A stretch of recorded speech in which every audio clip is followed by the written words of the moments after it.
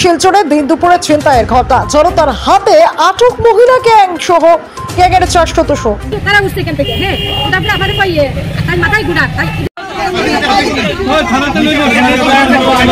আপনারা দেখছেন Barak plus news, সঙ্গে আছে প্রকা।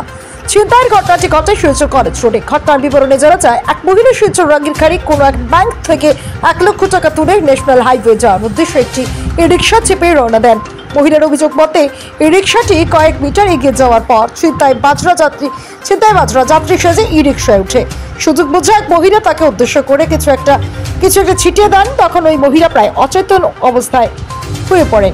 সুযোগ বুঝে মহিলা গ্যাংয়ের 4 সদস্য তার কাছ থেকে সম্পূর্ণ টাকা হাতে নেয় এবং একসময় ই রিক্সাটিকে কলেজ রোড এলাকায় দাঁড় করিয়ে পালাতে গেলে তখন ওই মহিলার জ্ঞান ফিরে আসে।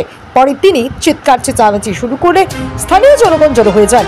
এই মহিলার অভিযোগের ভিত্তিতে 4 ছিনতাইবাজ মহিলাকে পুলিশের কাছে সঁপে দেন স্থানীয় জনগণ। News desk report, Barak plus.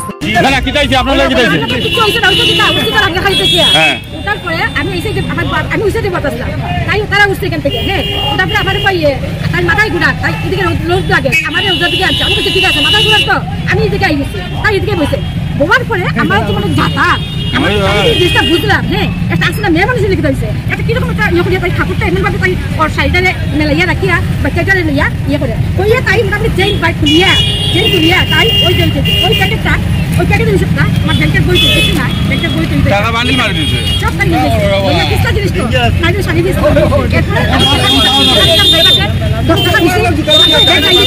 এরপরে আমিও কইয়া সাহেব যাই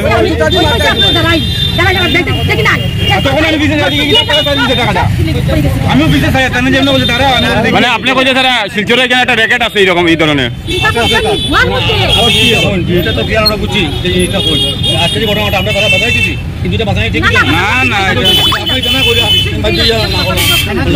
আপনার কাছে টাকার বান্ডিল আছে না মারি দিছে তো সব প্যাকেট পুরো প্যাকেট লই নিছে আবার খাই দিছে